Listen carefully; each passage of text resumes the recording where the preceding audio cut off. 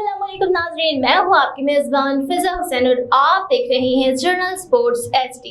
तो नाज़रीन, आज हम बात करेंगे शाहिद अफरीदी के। शाहिद अफरीदी भी ज्यूलन के बहुत ही शौकीन निकले और वो कह रहे हैं कि उन्होंने एक इंटरव्यू में कहा कि मैं सोच रहा हूँ कि मैं भी ज्यूलन थ्रो का तजर्बा करूँ।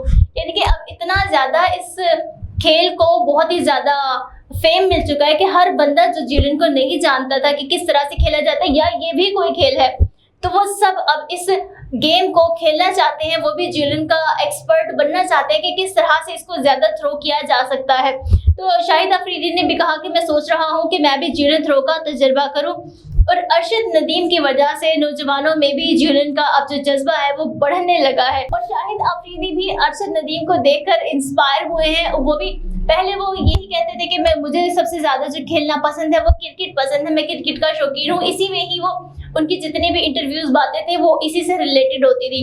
लेकिन आज पहली मर्तबा उन्होंने भी अपने इस शौक का इजहार किया है कि अरशद नदीम की वजह से वो भी ज्यूलन को थ्रो करने का तजर्बा करना चाहते हैं। उनका भी दिल करता है कि वो भी अब इसमें एक्सपर्ट हो। क्रिकेट के अलावा वो दूसरे जो खेल है ओलंपिक्स का जो जिसमें अरशद नदीम जीते उसको ट्राई करें।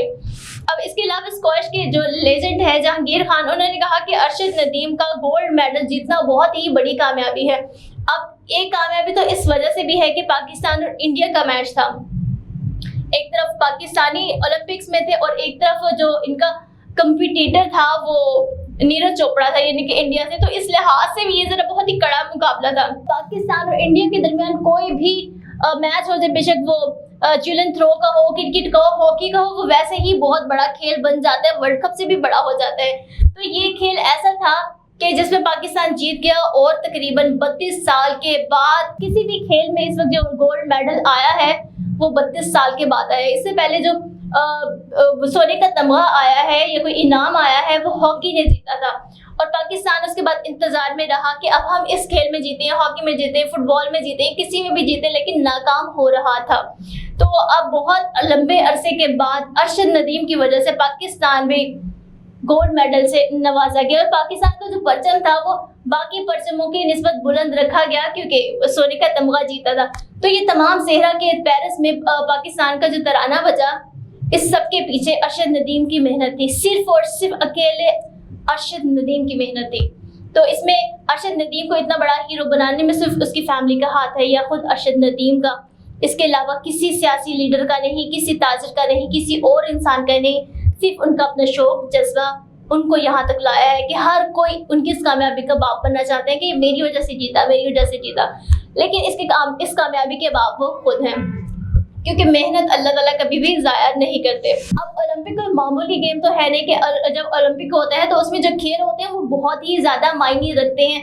पहले सिर्फ क्रिकेट को माना जाता था, हॉकी को माना जाता था, ओलंपिक के खेल भी बहुत ज़्यादा सराहे जाते थे। लेकिन इस मर्तबा जो कामयाबी अरशद नदीम ने हासिल की है उसकी वजह से ओलंपिक के तमाम गेमों की अहमियत बहुत ज़्यादा बढ़ गई है। और स्पेशली ज्यूलन, जिसको कोई इतनी ज़्यादा वैल्यू ही नहीं दी जाती थी, सिर्फ यही समझा जाता था कि एक नेज़ एक डंडा फेंकना होता है, इसके अलावा इसकी कोई वैल्यू नहीं।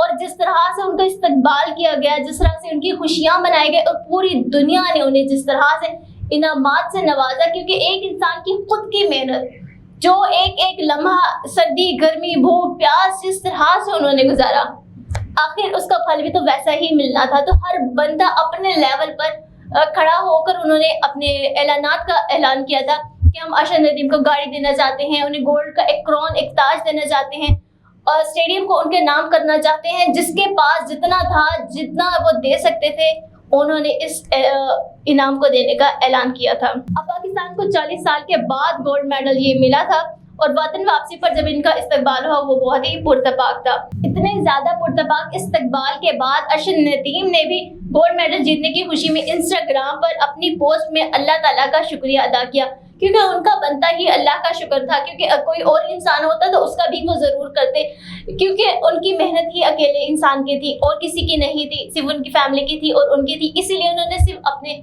इंस्टाग्राम में अल्लाह का शुक्र अदा किया और सबको बताया कि मेरी इस मेहनत के पीछे मेरे रब का हाथ है और वही सबको जितवा सकते हैं, उनकी मेहनत का फल दे सकते हैं। तो उन्होंने अल्लाह का शुक्र अदा किया।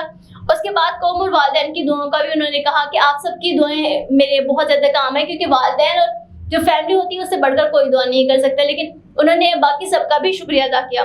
अब बात है कि अरशद नदीम पाकिस्तान को इंफरादी मुकाबलों में गोल्ड मेडल जितवाने में पहले एथलीट बन गए हैं। इससे कबल पाकिस्तान ने आखिरी मर्तबा 1984 में ओलंपिक्स में गोल्ड मेडल जीता था, जो कि हॉकी टीम ने ही उनको जितवाया था। और ओलंपिक्स में कोई मेडल 32 साल के बाद 1992 में अब पाकिस्तान ने 1992 के बाद अब जीता है। यानी कि इतना लंबा अरसा और इतने लंबे अरसे के बाद जिस तरह से वो सेलिब्रेशन हुई है वैसे ही बनती थी। तो अरशद नदीम का भी हम बहुत ज़्यादा शुक्रिया अदा करेंगे कि उन्होंने इस लेवल पे इस खेल को पहुंचा दिया है कि ना सिर्फ पाकिस्तान बल्कि पूरी दुनिया में इस खेल को अब जाना जाता है। इस खेल को जो वैल्यू मिली है वो सिर्फ अरशद नदीम की वजह से हुई है। और पाकिस्तान के बहुत बड़े नाम, बहुत बड़ा नाम शाहिद अफरीदी, वो भी इस खेल को अब खेलना चाहते हैं, इसको ट्राई करना चाहते हैं, इसमें अपना नाम बनाना चाहते हैं। तो ये सब सिर्फ अरशद नदीम की वजह से हुआ है। तो आज का हमारा टॉपिक था यहीं तक। अपनी होस्ट फिजा हुसैन को इजाज़त दीजिए, कल फिर हाजिर होंगे एक नए टॉपिक के साथ। अल्लाह हाफिज़।